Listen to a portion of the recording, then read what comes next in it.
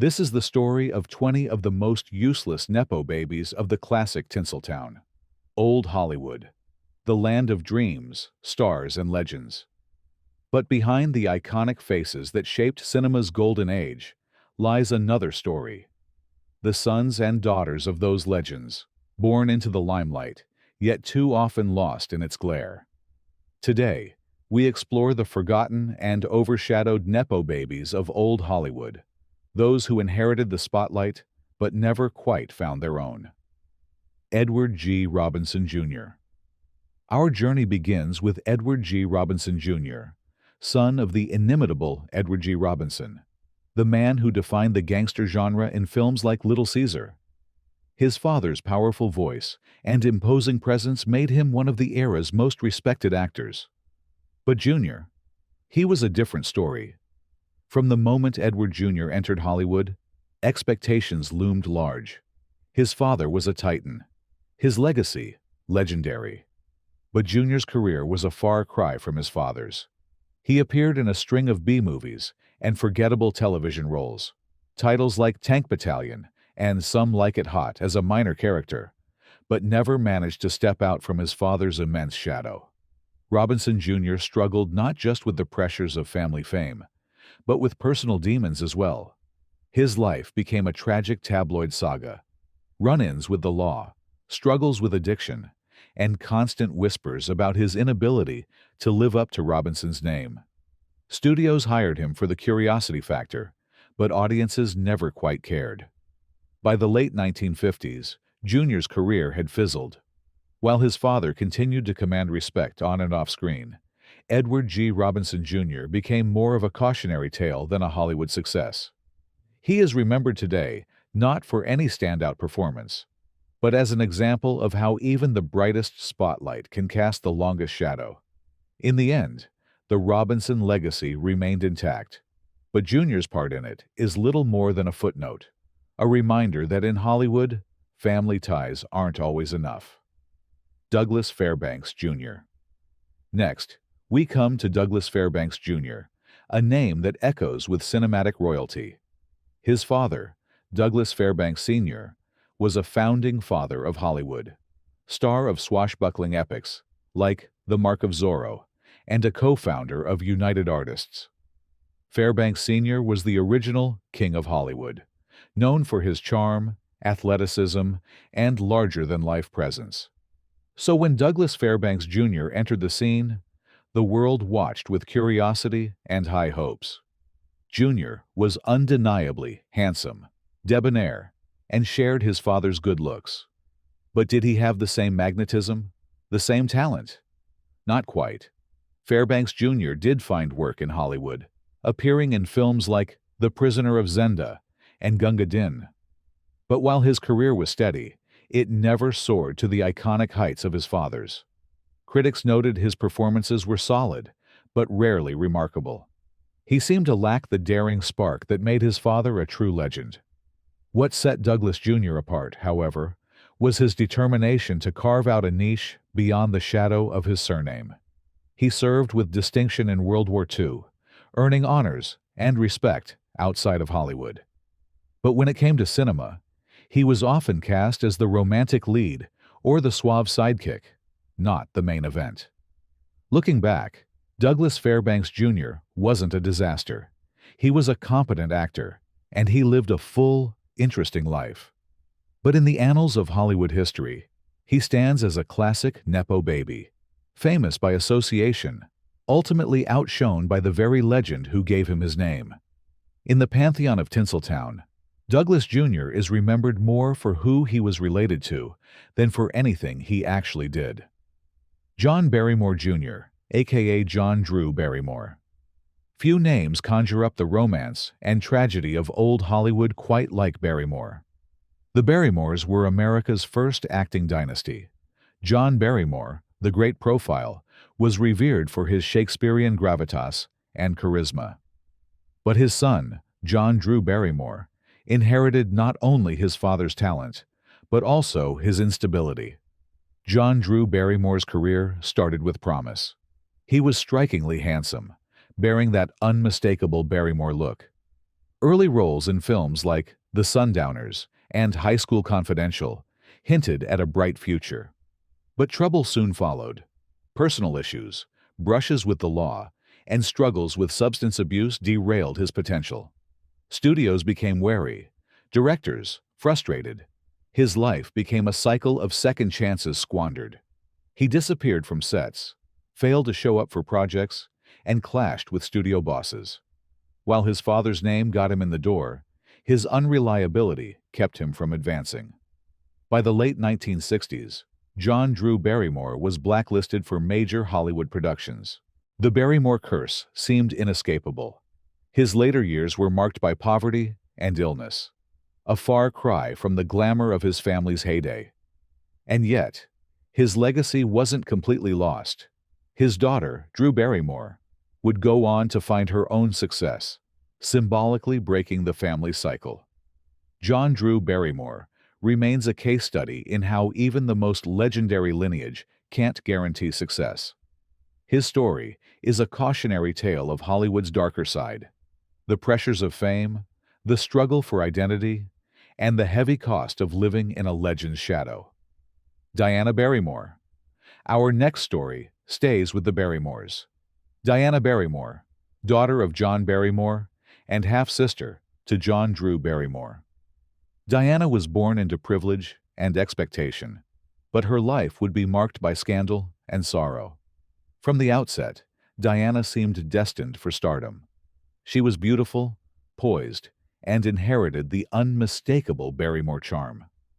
Hollywood embraced her, eager to mold her into the next big thing. She landed roles in films like Nightmare and Between Us Girls.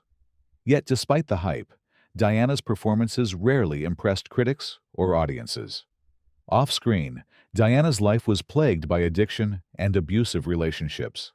Tabloids feasted on her misfortunes, failed marriages, hospitalizations, and public meltdowns. Her father's struggles with alcohol and tumultuous love affairs became her own, replayed in painful detail for a new generation of gossip columnists.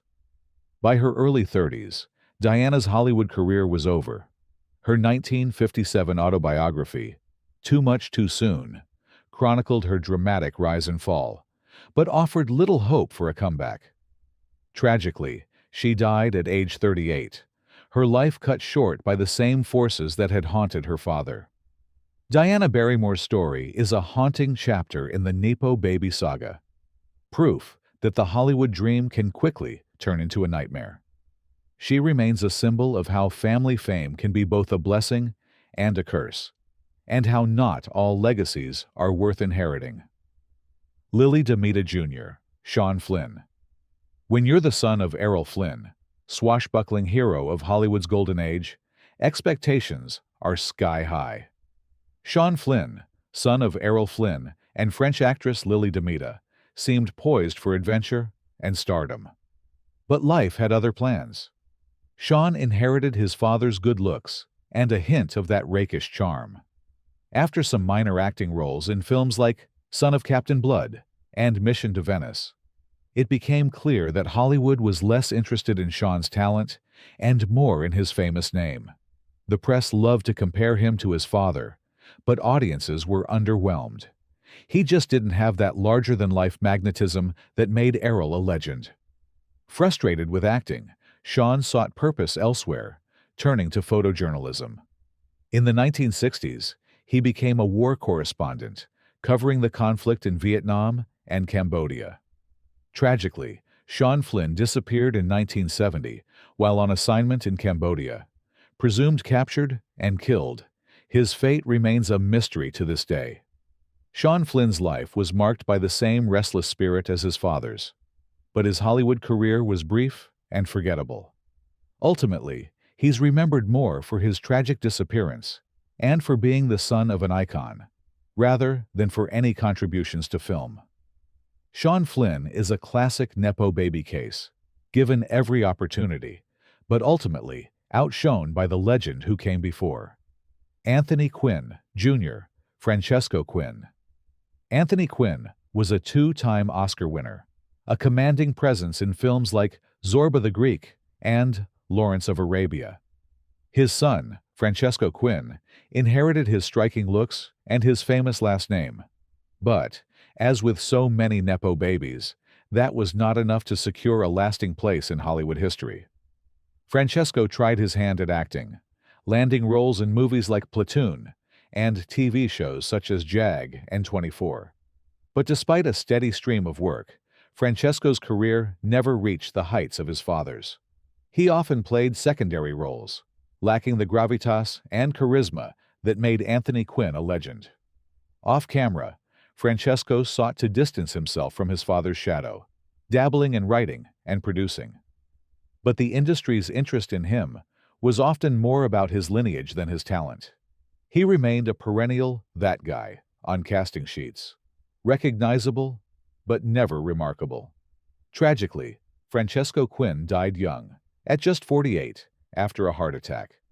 While he enjoyed a longer and more stable career than some on this list, he remains another example of the challenge of living up to a legendary parent. In Hollywood, last names may open doors, but it takes something more to keep them open.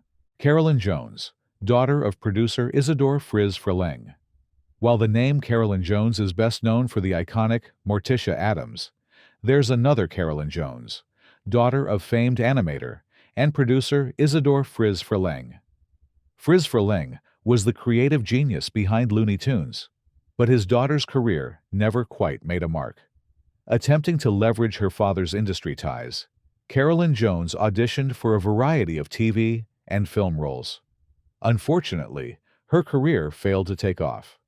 Despite a handful of minor appearances, she never found the spark that ignites a star's rise. Hollywood is a tough town, and for Nepo babies, the scrutiny is even more intense. Carolyn's efforts to find her own identity in a city obsessed with pedigree only seem to underscore her lack of significant achievements. Unlike her father, whose work continues to entertain generations, Carolyn's name quickly faded from memory.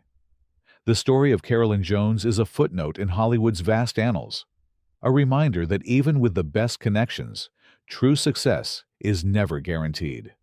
And while her father's cartoons continue to inspire laughter, her own brush with fame serves as a lesson in how fleeting Hollywood dreams can be.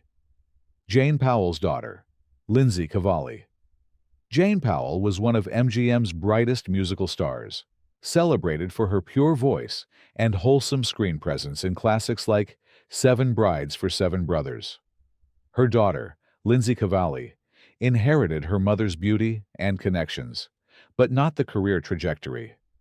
Lindsay dabbled in acting and modeling, making brief appearances in a handful of TV roles and magazine spreads. Hollywood, however, showed little lasting interest. Producers and casting directors were quick to audition her, intrigued by her lineage, but the offers never translated into leading roles. Instead, Lindsay's public image was that of a socialite, more often seen at parties and premieres than in front of a camera. Gossip columns occasionally linked her to eligible bachelors, but rarely to a successful project. She ultimately retreated from the spotlight, choosing a quieter life outside the relentless gaze of Tinseltown. In a world that expects the children of stars to shine just as brightly, Lindsay Cavalli's story is a reminder that sometimes the greatest legacy is choosing a different path. She remains a classic Nepo baby, famous for her family ties, not for any indelible mark on Hollywood itself. Linda Darnell's daughter, Charlotte Mildred Lola Ladd. Linda Darnell was one of the most beautiful actresses of the 1940s, starring in hits like Forever Amber and A Letter to Three Wives. Her daughter, Charlotte Mildred Lola Ladd, entered Hollywood's orbit with hopes of continuing her mother's legacy. But the journey was short-lived. Lola made several attempts to break into film and television, taking bit parts and auditioning for a variety of roles. But the buzz never built. Despite the doors her mother's reputation opened, Lola struggled to stand out in a town filled with aspiring starlets. As the years passed, her career aspirations gave way to a quieter existence, far from the pressures and expectations of Hollywood. Lola's story is one of unfulfilled promise, not for lack of opportunity, but for lack of that elusive it factor that turns potential into stardom. In the end, Lola Ladd's brush with Hollywood fame was brief, a reminder that even the most beautiful names in Hollywood can fade into obscurity in a single generation. Lana Turner's daughter, Cheryl Crane. Lana Turner epitomized Hollywood stardom, strikingly beautiful, endlessly glamorous, and the center of some of the era's greatest scandals. Her life on and off the screen was the stuff of legend. But for her only child, Cheryl Crane, the spotlight often felt more like an interrogation lamp than a warm embrace. Born into a world of red carpets and camera flashes, Cheryl's childhood was marked by the chaos and excess of her mother's celebrity. Yet Cheryl's name would become forever tied to a single, shocking event. In 1958, at just 14 years old, Cheryl fatally stabbed her mother's abusive boyfriend, Johnny Stompanato, during a violent confrontation at their home. The incident was ruled a justifiable homicide, but the media frenzy was relentless. Cheryl's adolescence was dissected by tabloids, her privacy a distant memory. Despite being thrust into infamy, Cheryl Crane never seriously pursued acting or stardom. Instead, she spent her life trying to forge her own identity away from the public's prying eyes. Cheryl became an author, penning 2 memoirs that explored her turbulent upbringing and the notorious incident that defined her youth. She later built a successful career in real estate, preferring the calm of private life to the storms of Hollywood scandal. Cheryl's story is a stark reminder that not every Nepo baby seeks the limelight, and that the burdens of fame can be as heavy as its privileges. While Lana Turner's legacy lives on through her films, Cheryl Crane is remembered more for the headlines she never wanted than for a Hollywood career she never sought. Her life is a powerful testament to the hidden costs of growing up in the glare of Tinseltown. Jackie Cooper. Junior Hollywood is no stranger to the phenomenon of the child star, and few were brighter in the early years than Jackie Cooper Sr.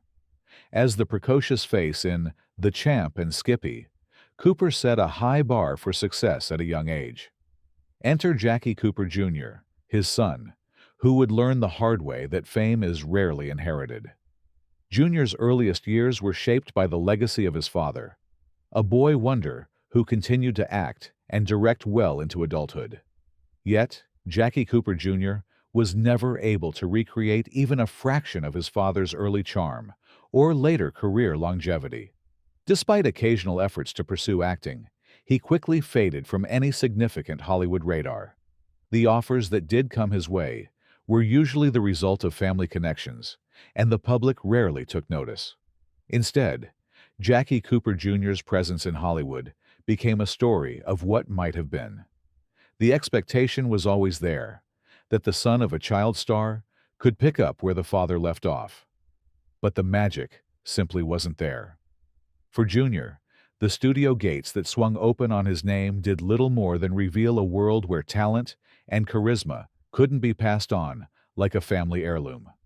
Today, the Cooper legacy is preserved in the father's work, while Jackie Cooper Jr. has become a forgotten figure, a Nepo baby, whose story reminds us that childhood stardom is hard to duplicate, even within the same bloodline. In the grand tapestry of Hollywood, Junior is a nearly invisible thread, noted only for his relation to a far more famous forebear. Bing Crosby's sons, Dennis, Philip, and Lindsay Crosby. Bing Crosby's voice is the sound of a generation, a crooner whose White Christmas is woven into the fabric of American culture. With a fortune and reputation built on a golden voice and screen presence, Bing's legacy was enormous. Naturally, all eyes turned to his sons, Dennis, Philip, and Lindsay Crosby, when they tried to stake their claim to stardom. The Crosby brothers formed a singing group, occasionally performing on television and even making a few records together. But the shadow of their father was insurmountable. Audiences heard echoes of Bing, but never the real thing, and the boys' harmonies never captured the magic or charisma that defined their father's career. Individually, Each of the Crosby sons attempted to break into acting, but the results were lackluster at best. Minor roles, bit parts, and novelty appearances made up the bulk of their filmographies. As the years went on, personal troubles, struggles with addiction, depression, and public scrutiny became more notable than any creative achievement. Despite occasional attempts to revive their careers or capitalize on nostalgia, Dennis, Philip, and Lindsay remained perpetually in their father's shadow. Bing Crosby's name opened doors, but not hearts. In a town obsessed with star power, Crosby's sons became cautionary examples. You can inherit a last name, but not the talent or the staying power that made their father an icon.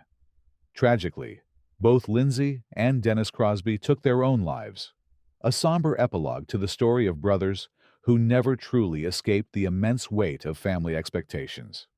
The Crosby legacy is eternal, but for Bing's sons, their brush with fame is remembered mostly as a footnote to a much bigger story. Joan Bennett's daughters, Melinda and Stephanie Zimbalist. Joan Bennett was a luminous presence in classic Hollywood. Her film noir roles in Scarlet Street and The Woman in the Window, earning her a place among the silver screen's elite. Her daughters, Melinda and Stephanie Zimbalist, grew up in the orbit of stardom, but never quite captured their own spotlight. Despite their mother's fame and influence, both Melinda and Stephanie's attempts to break into Hollywood were marked by a lack of momentum. Melinda dabbled in behind-the-scenes work and small acting projects, while Stephanie pursued similar ambitions with little success. The sisters were present at glamorous events and appeared in society columns, but their names never rose above a whisper in casting circles. What made their story even more pronounced was the contrast to other family-connected stars who managed to transition their last names into lasting careers. For the Bennett daughters, the roadblocks weren't for lack of opportunity. They simply couldn't convert access into achievement. Over time, both women receded from public view, their forays into film and television, leaving little to no lasting mark. Today, the Bennett name is still associated with Hollywood's golden age, but it's Joan's legacy that remains in the spotlight. Melinda and Stephanie Zimbalist's lives are reminders that in a city obsessed with lineage, even the most golden connections aren't enough if the public doesn't respond. For the daughters of Joan Bennett, the tale is one of the quiet withdrawal stories overshadowed by the enduring brilliance of their famous mother. Buster Keaton's son, Buster Keton Jr. Buster Keaton is one of silent cinema's immortal figures, the great stone face, whose death-defying stunts and stoic expression made audiences gasp and laugh in equal measure. His son, Buster Keaton Jr., might have seemed destined for similar greatness, but the Hollywood gods had other ideas. Growing up, Keaton Jr. was surrounded by legends. He made several appearances as a child actor and even performed on stage, but his roles never evolved into a significant Hollywood career. The expectation that he would inherit his father's physical prowess and comedic timing proved unrealistic. While his father commanded every frame with jaw-dropping athleticism and invention, Buster Jr. struggled to find roles that would distinguish him in any meaningful way. The studios that once clamored for the elder Keaton's genius were never quite sure what to do with his son. He found occasional work on television, but always as a peripheral player. Unlike his father, whose very presence revolutionized film comedy, Buster Jr. was little more than a curiosity, a footnote to a much larger story. As years passed, Keaton Jr.'s career fizzled into obscurity. He found a quieter life away from the screen, but his story remains a textbook example of the pressures that come with being the child of a true original. For Buster Keaton Jr., the family name was both a blessing and a curse, a passport to Hollywood, but also a perpetual reminder of what he could never live up to. Patricia Hitchcock, daughter of Alfred Hitchcock. Alfred Hitchcock, the master of suspense, the architect of psychological thrillers that defined an era. His daughter, Patricia Hitchcock, seemed poised to become a fixture in the world her father built. But Patricia's career, though intertwined with her father's, never escaped the boundaries set by nepotism. Patricia Hitchcock appeared in several of her father's most iconic films, including Strangers on a Train and a small role in Psycho. She was competent, even charming in her performances, but the parts she played were always minor, never transformative. Critics and audiences alike saw her as an extension of Hitchcock's control. A trusted presence, yes, but not a breakout star in her own right. When Patricia tried to venture beyond her father's shadow, the roles became fewer and further between. Casting directors saw her as a Hitchcock accessory rather than a leading lady, and the offers reflected that narrow view. Despite attempts to break into television, she was never able to redefine herself outside her father's orbit. Patricia Hitchcock's story is emblematic of Hollywood's nepotism paradox. Her name and access were unparalleled, yet her career was ultimately limited by the very connections that made it possible. While her presence in her father's films is a trivia point for cinephiles, it's Alfred's genius that endures. Patricia, for all her efforts, remains a reminder that even in a director's family, the spotlight is not easily shared. Deanna Durban's son, Peter David. Deanna Durban was the darling of Universal Pictures, a soprano whose youthful exuberance and box office appeal helped rescue a studio from bankruptcy.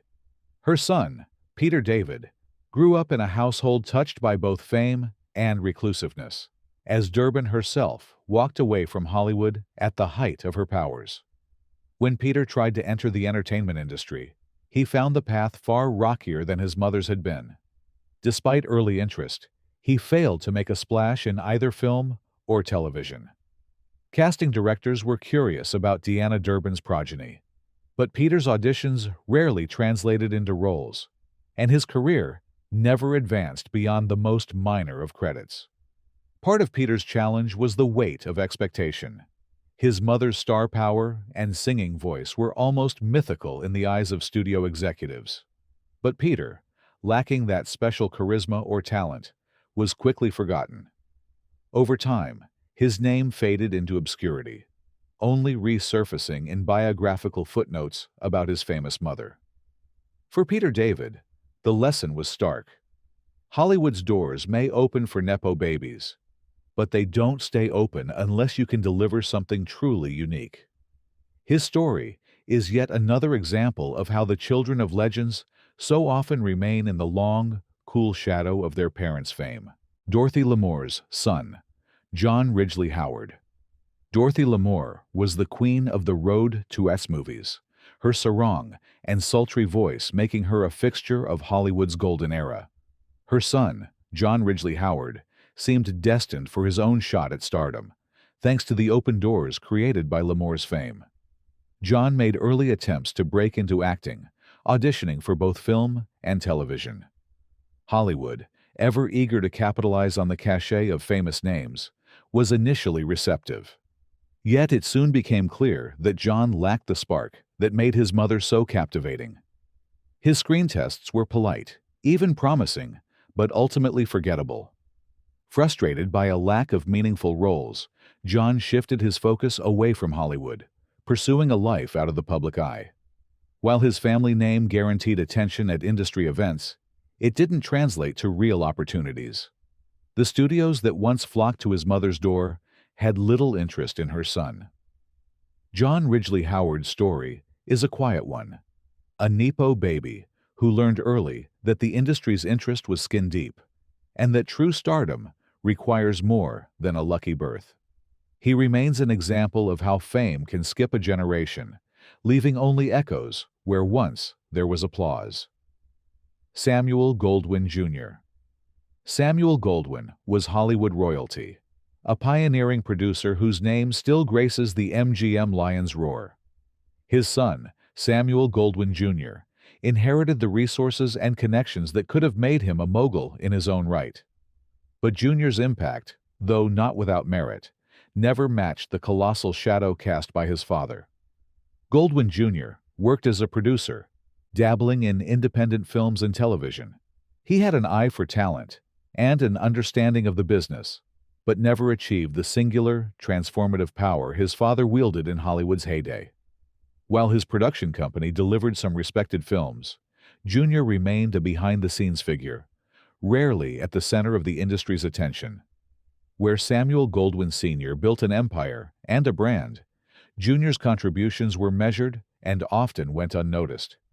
In a business obsessed with scale and impact, being merely competent can seem like a failure, especially with a last name like Goldwin. As the years passed, Samuel Goldwin Jr. found satisfaction in quieter pursuits, but his legacy is more one of inheritance than innovation. His story is a study in the difference between managing fame and creating it, a gap that even the deepest Hollywood connections can't always bridge. Franco Tone's son Thomas Tone. Franco Tone was a suave presence on screen, with notable performances in films like Mutiny on the Bounty and Five Graves to Cairo. His son, Thomas Tone, hoped to capture some of his father's sophisticated charm and make his own mark in Hollywood. But like so many Nepo babies before him, the journey would be short and largely forgotten. Thomas made a few appearances in small roles, his family name affording him a level of access that others could only dream of. However, the spotlight never lingered. Critics and audiences alike found little in Thomas's performances that warranted further attention. The Hollywood machine, relentless in its demand for new faces and big talent, quickly moved on. Over time, Thomas Tone retreated from public life, his brief brush with Hollywood existing mainly in old press clippings and family anecdotes. Unlike his father, whose legacy endures in classic film, Thomas is a reminder that connections are not a substitute for star power. For every celebrated family in Hollywood, there are branches that bear little fruit. A simple reality in the Garden of Fame. Yvonne DiCarlo's son, Bruce Morgan.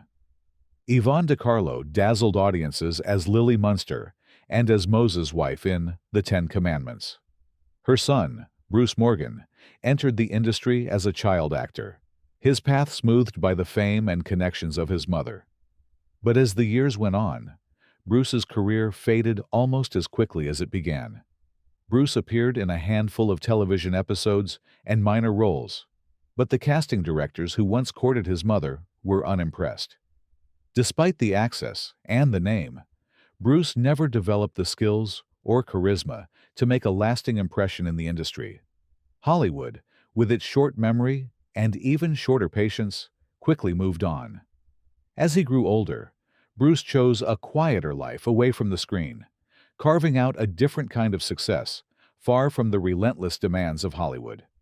His story closes out our list, a final, fitting reminder that in Tinseltown, the children of stars may inherit opportunity, but not destiny. For Bruce Morgan, as for so many Nepo babies, the family legacy is both a gift and a burden. In the end, his story is a gentle footnote to his mother's brilliance, a reminder that the magic of old Hollywood, so difficult to define, is even harder to pass down. And there you have it, 20 Nepo babies of old Hollywood, whose stories prove that fame isn't always inherited. Some lived in the shadow of legends. Others were consumed by it. But all remind us that the spotlight can be as fickle as it is bright. If you enjoyed this look back at classic Tinseltown, let us know your thoughts in the comments below.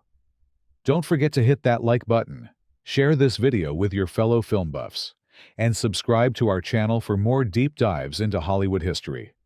Thanks for watching, and until next time, keep the old movies rolling.